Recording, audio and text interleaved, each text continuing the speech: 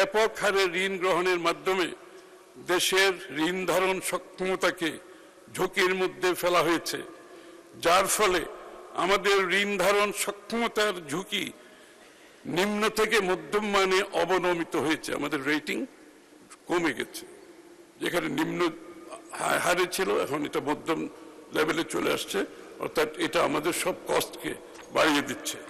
24-25 অর্থবছর শেষে সরকারের মোট ঋণের পরিমাণ দাঁড়িয়েছে 24-25-এ 21,44,034 কোটি টাকায়, যা জিডিপির 38.61%।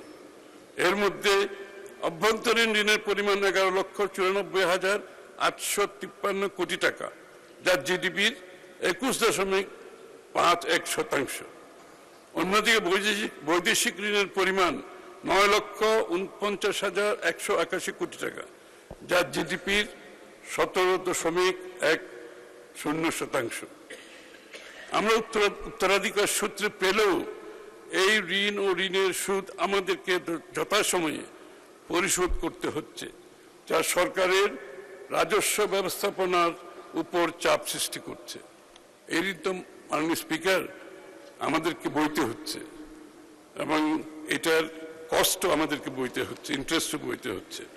এই অবস্থা হতে উত্তরণের মাধ্যমে ঋণ ধারণ সক্ষমতাকে পুনরায় নিম্ন ঝুঁকি পর্যায়ে নিয়ে আসার লক্ষ্যে আমরা সুনির্দিষ্ট পরিকল্পনা বাস্তবায়ন করছি। আমাদের রেটিং যেটা কমে গেছে এটাকে বাড়ানোর জন্য। মাননীয় স্পিকার, ঋণ নির্ভর অর্থনীতিকে বিনিয়োগ নির্ভর অর্থনীতিতে রূপান্তর করছি। এই প্রক্রিয়ায় সরকারি বিনিয়োগের রিটার্ন অন ইনভেস্টমেন্ট বৃদ্ধির মাধ্যমে জিডিপি প্রবৃদ্ধি ত্বরান্বিত হবে। আমাদের সরকারের ইনভেস্টমেন্টগুলোকে আমরা কোয়ালিটি ইনভেস্টমেন্টে নিয়ে যাচ্ছি। এবং কোয়ালিটি ইনভেস্টমেন্ট বলতে কি, প্রত্যেকটা প্রজেক্টে মাননীয় স্পিকার আমরা অ্যাপ্রুভ করছি অন দ্য বেসিস অফ 3-4টা ক্রাইটেরিয়া।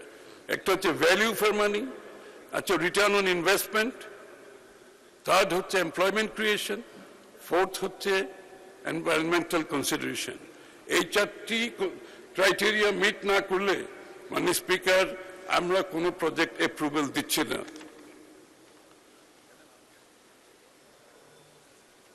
আমাদের সরকার আগামী অর্থ বছরগুলোতে ঋণ জিডিপি অনুপাত ক্রমান্বয়ে কমিয়ে আনবে। এটা আগামী বছরগুলোকে ক্রমান্বয়ে কমিয়ে আসবে ইনশাআল্লাহ।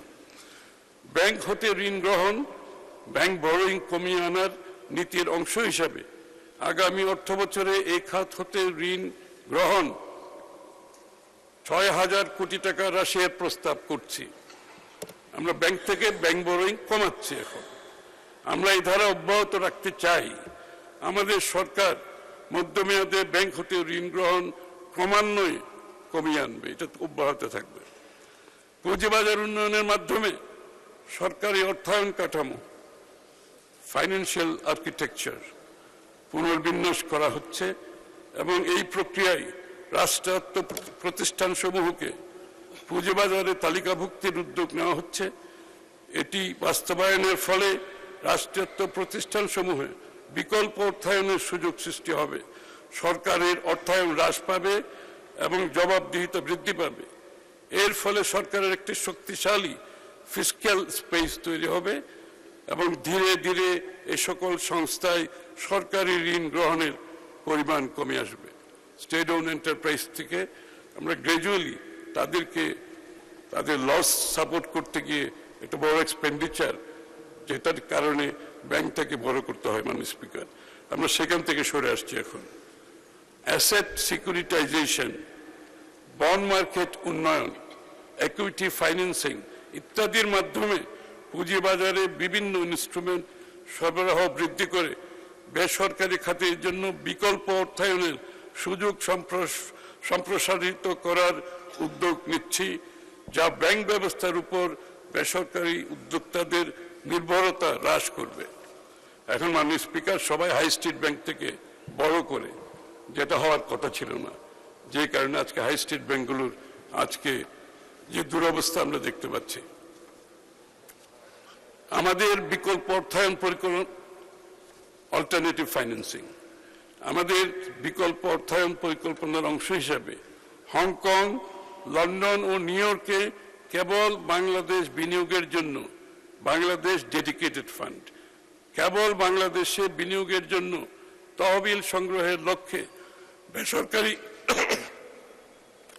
বেসরকারি পর্যায়ে তহবিল গঠনের উদ্যোগ নেওয়া হচ্ছে। এটা বাংলাদেশ ডেডিকেটেড ফান্ড, এটা ফ্লোট করা হবে হংকং, লন্ডন স্টক মার্কেটে, এবং এটা শুধু বাংলাদেশে বিনিয়োগ হবে।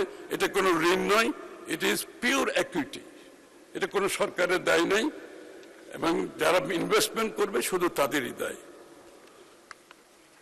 এসব তহবিল চালু হলে তার দেশের আর্থিক ব্যবস্থার উপর অতিরিক্ত চাপ সৃষ্টি না করে বৈদেশিক বিনিয়োগ হিসাবে কাজ করবে। এটা অ্যাকচুয়ালি ফরেন ইনভেস্টমেন্ট পর্যায়ে পড়ে, যা সরকারি ও বেসরকারি উভয় খাতের বিনিয়োগ প্রকল্পে সহায়ক ভূমিকা পালন করবে।